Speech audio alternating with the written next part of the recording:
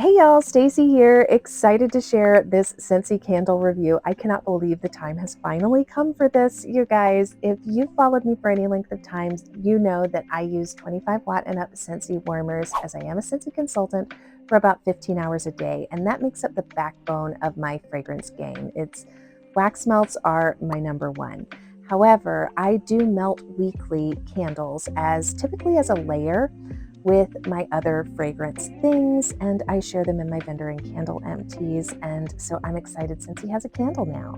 I'd love it if you'd subscribe to my channel and hit that notification bell so we can stay in touch. Y'all, this little candle has already been on quite the adventure. I'm not sure if you can tell from the box, but it's pretty banged up. I actually received this as a part of my kit from the conference. I was a virtual attendee, and so they mailed me this. It's a 12.5 ounce candle.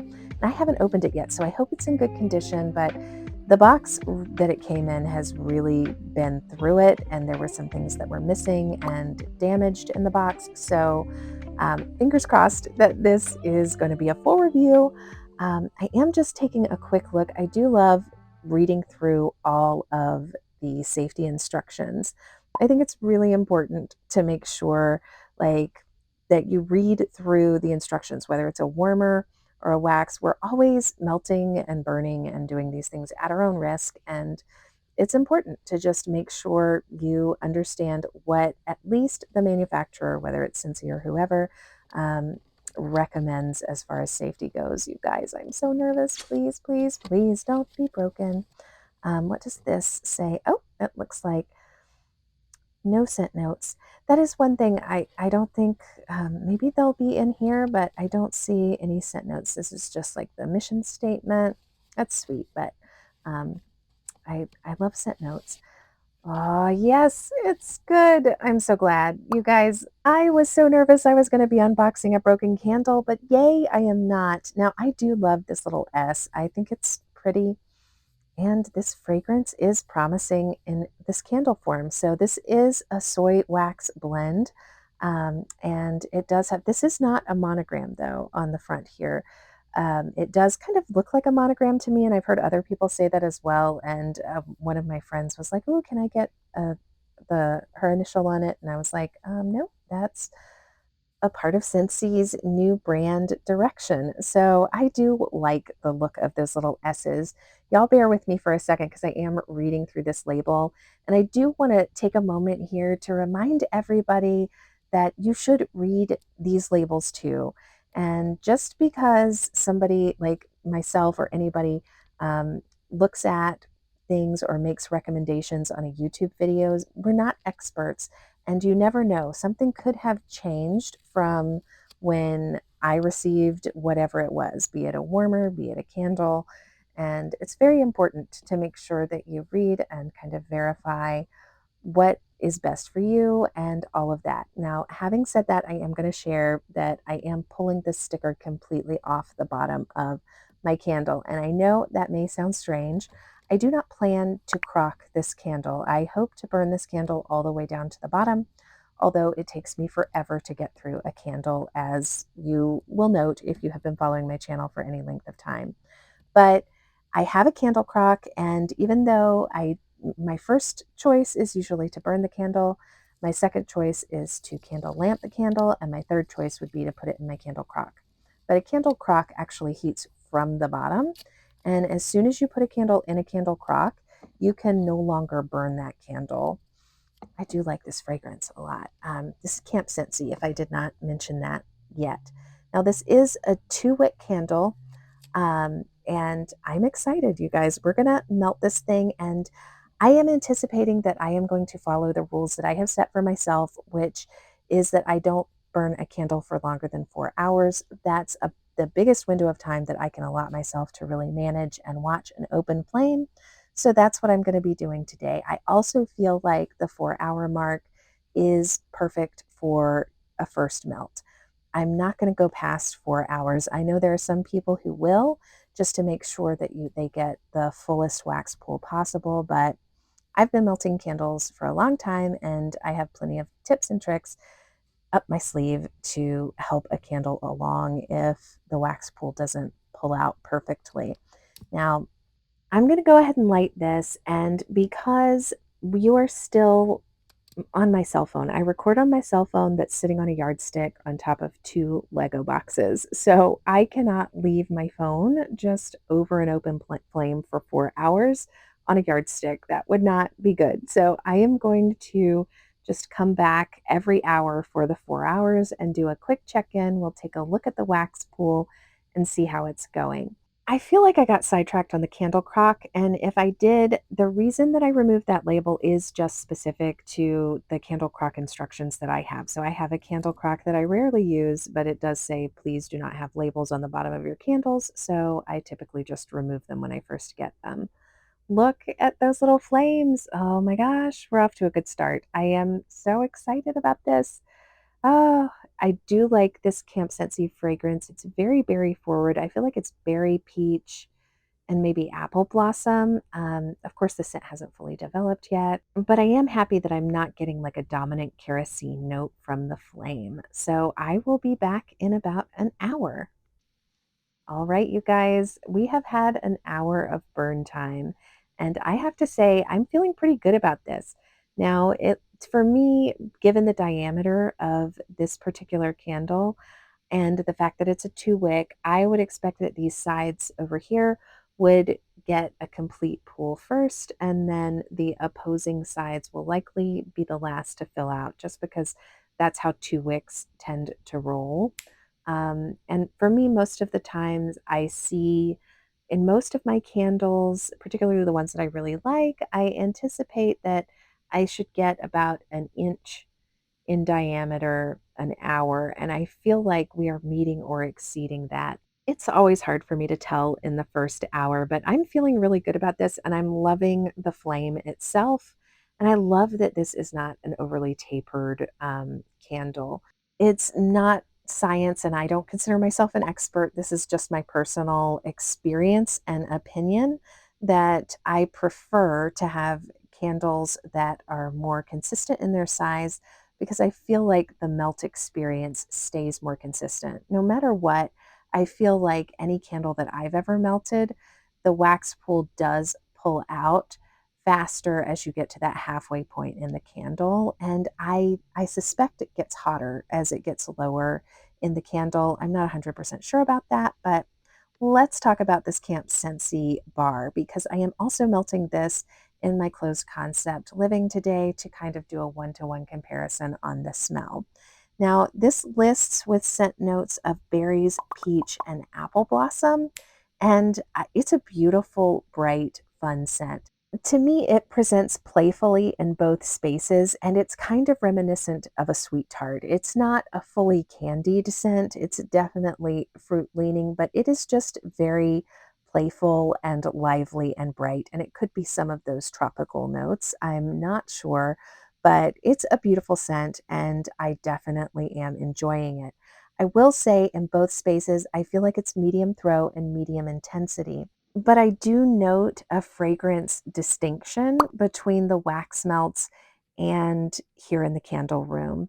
Now, I'm just going to give you a look kind of head on at how the candle is melting here.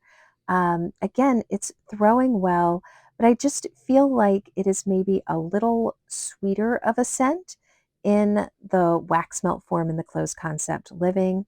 And although I'm not distinctly smelling like a smoke note, I'm not sure if it's the wax blend or if it's the flame, but I do feel like this is a slightly less sweet version than the wax melts, but I'm loving them both. All right, y'all, we are back at the 2 hour mark and it's still smelling beautiful in both of my spaces. And we have made significant progress. You can see here still, we don't have these far edges completely pulled out, but it's significantly better than an hour ago. And I feel like we've made significant progress. I will say, as I am looking at these flames directly, I have been watching very carefully the wick that is on the right of your screen. That wick to me, it's still doing well, but it doesn't seem as strong as the wick on the left. Now, I'm not noticing any difference in the wax pool on that side, and the throw is still great. Um, but this is a somewhat drafty area that we are in. And so I am a little bit concerned that I should have started off with a hurricane, but I wanted to kind of see how it does just by itself. One of the things that I do often use and pretty much exclusively use is a hurricane with all of my candles that I melt. I like the aesthetic of it, but also I do feel like it helps me control draft a little bit. But anyway, let's just do a quick temperature check on this far side.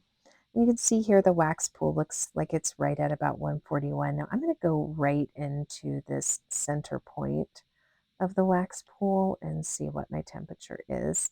So it's right at 173, 177. I am also curious about the sidewalls, so let me do the center here and see what temperature it's at. It looks like right at 86, so yeah, it's not too hot. We should never be moving candles. I'm going to do the very top here.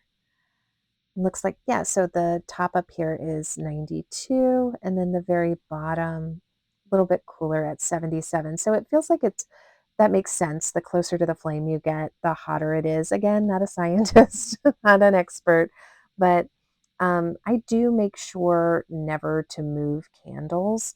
But it is important to me that the candle vessel not be one of the candle vessels that gets truly, truly hot. And so far, so good. But this is the first melting. And I imagine at the halfway point, this would get hotter. We'll have to see. Maybe we'll redo this when I get to the halfway point. But that is probably going to take me a very long time. I do love this scent, but I am so ready for pumpkin season. I don't consider myself a seasonal melter, but I love spice and fall and all of that sort of thing. So I do enjoy fragrances like this that are kind of bright and playful and berry forward, but I have been melting quite a bit of them. And I am ready for some cozy scents. But this is a beautiful one. And I'm excited to see how the rest of this melting goes. I feel like we're going to have a full wax pool at 3 hours. Okay, guys, we're back at the 3 hour mark, and I feel like I was right. We have a complete wax pool as far as I'm concerned. I'm not sure how clear this will be from your overhead view, but I will try and put a side by side of the 2 hour mark. We have no more little islands of wax. So all the way around. This is one nice consistent wax pool going from edge to edge all the way around. Now, what I will say is I do feel like on these far edges, it's not completely even, but I'm okay with that, particularly for a first melting. And I think by the time we get to the 4 hour mark, we will be golden and have a long enough time on this first melting that we have a nice, consistent, even first melting wax pool. Now, I would feel comfortable to stop melting this at 3 hours. And typically for me, 3 hours is the length that I go. But I do, on my first meltings, try and go all the way to the 4th hour just to make sure that I don't have to do any kind of management of potential tunneling. If you don't know what tunneling is, that's when, the wax doesn't melt completely on the edges all the way around. And there are lots of things that you can do to manage that. But for me, I have just found over time, taking the time to set aside the time to melt for 4 hours the first time goes the longest way to see that. But hopefully, with me moving it like this, you can kind of see this is a fully formed wax pool. I do think that this is good to go, and I would feel comfortable stopping it.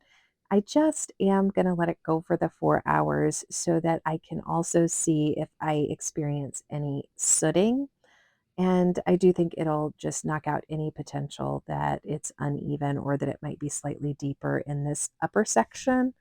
I think by the 4th hour, we're going to see a nice, super even, no questions asked wax pool from edge to edge, and hopefully no sooting. We are back at 4 hours, you guys, and no pun intended, I am one happy camper. I feel like this is definitely a beautifully melting candle, edge to edge. I have a nice clean wax pool. I feel really confident.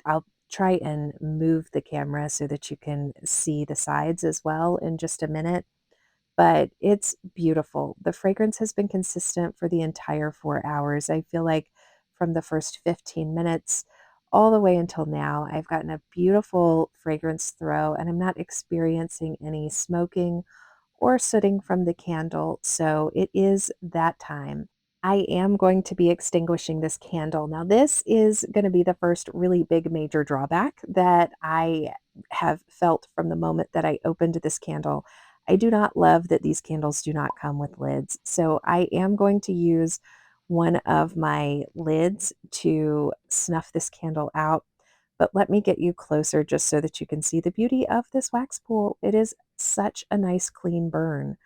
I'm really pleased with the fact that we don't have any sooting, and you can see how translucent and even the gradient is on the melt going all the way down. And you remember this is where the furthest part of the wick is. So this has the furthest distance. These are the odd sides that it took them a little longer to completely pull out, but now they're nice and even and beautiful. So I am so excited. The wax is gorgeous. It is looking lovely. The wicks are looking great. I do think there is a chance that they may be getting a little of a mushroom top, but I'm not going to be able to get a sense of that until I snuff this candle out. So I am going to grab one of my favorite lids from another candle company's candle jar, and I am going to snuff this candle out. Now, one of the things that I will say is this is not a perfect fit. So this would slide off. It's not secure on the candle, but it should do the job to snuff the candle out. I do want to talk a little bit more about how important it is to me that they add lids to this mix. And certainly, I think they've mentioned that they were going to do 1, 2, and 3 wick candles. If the 3 wick candles don't come with lids, I really feel like that might be a deal breaker for me. As happy as I am with the performance of this candle, I am a person who melts candles, 1 to 3 times a week for 2 to 4 hours at a time. It's important to have lids on my candles, not just for the snuffing out of the candle, but also because I then store them and put them away. And it's so important to have lids in order to be able to do that successfully. This lid is a glass lid on the bottom, and I just love it. It's one of the best. And I feel like lids are they're an unsung hero when it comes to candles, and they can bring a lot of style and value to the entire thing. I would honestly even be okay if they offered like a lid on the side, like if there was an accessory purchase and you could get the candle and it just didn't come with a lid in the original packaging, but then you could kind of reuse the same lid over and over again, especially if it would be a perfect fit, because I do think I'm gonna put this candle in my kitchen to see if I can get a few more meltings out of it before I turn everything into pumpkins and leaves in my house. Thank you guys so much for watching. I would love to hear in the comments below what your thoughts are on the candle and if you've tried one yet. Talk to you soon.